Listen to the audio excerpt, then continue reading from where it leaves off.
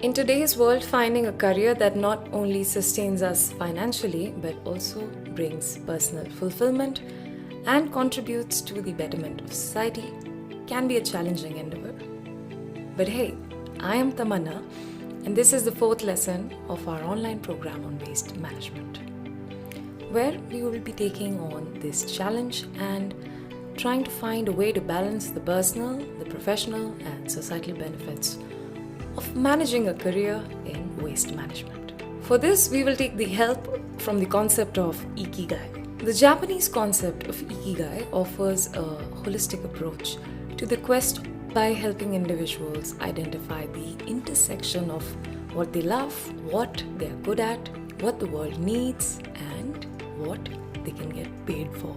So, let's explore how you can apply Ikigai to carve out a meaningful and rewarding career in waste management. Ikigai is a Japanese term that roughly translates to reason for being. It's a multifaceted concept with 4 key elements. What you love, which means what are you passionate about? What are the activities and fields that you're passionate about? What makes you happy and content? And the other element, what you're good at. This is about vocation, skills and talents that you excel in. In this context, we can also say that these are the skills that you want to build eventually, or you're building right now. Another element, what the world needs, that's the mission. What are the issues or needs in society that resonate with you? The issues that you think need work and need to be solved. And the fourth one, what you can get paid for. That would be the mode of your profession. These are roles and tasks that offer financial compensation. They extend from jobs to self-employment. Now we will go through these 4 elements again in detail. What you need to know is that there is like a sweet spot where these 4 elements converge. That's your Ikigai, your reason for being. But also remember, may or may not be possible to reach this sweet spot right away, but applying these elements gives you a certain vision. The vision that you get feeds your brain, which then automatically identifies goals and opportunities and a pathway. So unless you're already sorted out, which is amazing, let's dive further into it. So as you know, waste management is a vital industry that focuses on reducing, we've learned this, reusing, recycling, innovating and managing waste materials in an environmentally friendly manner.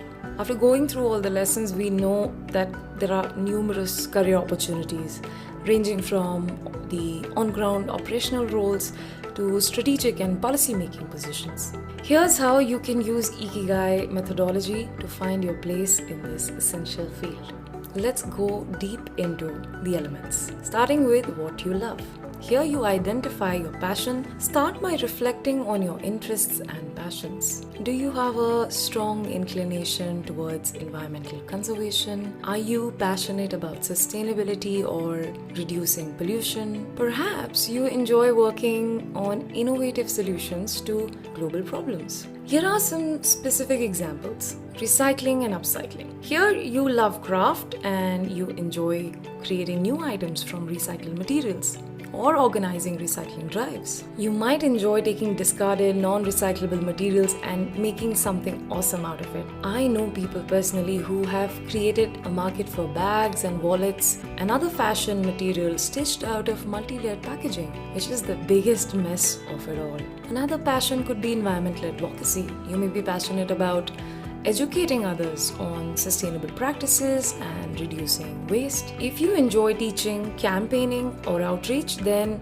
not only can you educate people but also influence public policy. Another passion could be innovation and sustainability. If you love developing a new technology or methods for waste reduction and management, innovation is your field. Think about it. It took passion for innovation that brought us solutions like biodegradable or even edible cutlery.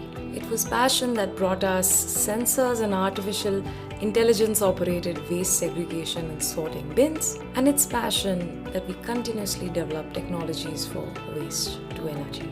If you love spending time with nature, you will love to clean it up as well.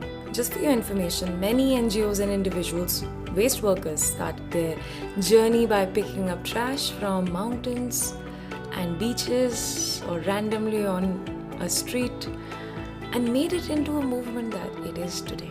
Remember, passions evolve over time. What you love can change into something else. So always give yourself room to change and adapt. For now, what you need to do is focus on what you like to do today, what you love, and what makes you feel good. Find that and then head over to the next element. And remember, when it comes to passion, you may also have to decide between wanting to pursue a job in this domain or exploring the entrepreneurial opportunity. The next important element is, what are you good at? This is recognizing your skills and talents, being honest with yourself. This element requires you to evaluate your skills and what you're naturally good at. Waste management requires a diverse set of skills, including but not limited to technical expertise, project management, problem solving, human resource management, communication abilities, etc. Let's go through specific examples in skills, starting with technical skills. Technical skills are the specialized knowledge and expertise required to perform specific tasks and use specific tools and programs in real-world situations. Are you proficient in waste treatment processes, environmental science, or engineering? Are you technically sound in operating machinery, or are you certified to test materials and innovate in a laboratory? Are you trained in design, user experience, maybe even architecture? Are you skilled at managing finances and recording accountancy books? And guess what? Even social media is apparently a technical skill now. Next example in skills could be project management. So, project management is the practice of using skills and techniques to complete a series of tasks. The primary constraints are scope, time, and budget. Are you skilled in organizing and leading projects and teams to complete a given set of objectives? Do you like to get things done? Now, this is not like passion where you love doing it, but it's a specific skill set where you are flexible, you are a team player, a natural leader, and your logical reasoning is good. Next skill, communication. You can be naturally talented or trained to communicate. If you are a great public speaker with oratory skills, then you can represent campaigns and teams and agendas. If you have great emotional intelligence, which is again natural as well as a trainable skill, you can become an outreach person for communities. Communication skills basically involve the methods used in conveying, receiving, and processing information through verbal and non-verbal means. Next, an important one, analytical skills. This is the ability to analyze data and develop efficient management strategies. Analytical skills come in handy during field work, while managing expectations and working with communities, as well as sometimes connecting the dots between seemingly unrelated issues. Can you absorb a wide variety of information and visualize a problem's complexity, organize them, and solve the root cause? Then your strength is analytics. Other skills for which I have personally hired people in waste management in the past are sales, data science, operations, finance, vendor and labor management, auditors, etc. And of course, waste workers. While you might not think that waste workers are someone with skill, that is an assumption of a lot of people, but trust me, if you want to upskill, no better teacher than a waste worker. So the two elements so far: assess your passions and your skill sets, what you love and what you are good at. On to the next element of Ikigai, what the world needs. Here we understand the world's needs. Waste management is critical for addressing some of the world's most pressing environmental challenges. Understanding the broader impact of waste on ecosystems, human health, and the economy can guide your mission. Look into areas that urgently need solutions. Some of these could be, say, plastic waste reduction, combating the global issue of plastic pollution in oceans and landfills. The need for solutions exists in the entirety of the life cycle of product that we went through in the last lesson. It exists in supply chains, regions and terrains, procurement work, etc. Let's say the world does not need plastic flowers, but it needs flowers nonetheless. What does it really need here? It needs a flower vendor and someone who can turn the flower waste into compost, or like some innovators who turn it into incense, agarbatti. In that context, you can be the vendor or the waste manager or simply the conduit who facilitates this process in the life cycle of a flower. Similarly, what else can the world need in this regard? Think.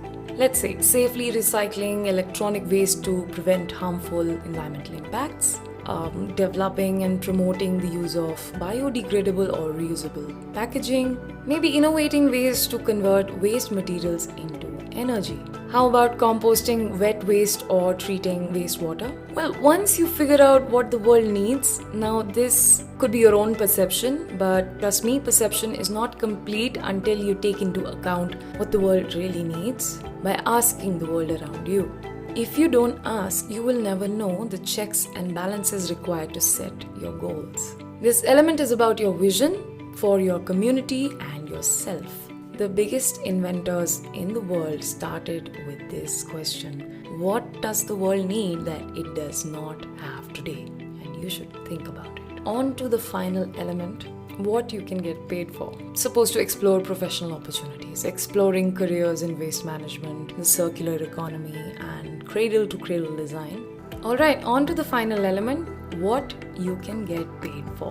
Here we explore professional opportunities. Exploring careers in waste management, the circular economy, and cradle-to-cradle design reveals a diverse landscape where skills and interests intersect in unexpected ways. These fields require a blend of technical knowledge, regulatory understanding, project management, and sustainability practices, making them kind of like a fertile ground for creative careers and career paths. For example, in waste management, roles like waste management engineers and recycling coordinators showcase how engineering principles and logistics can be harnessed to create efficient waste disposal and recycling systems.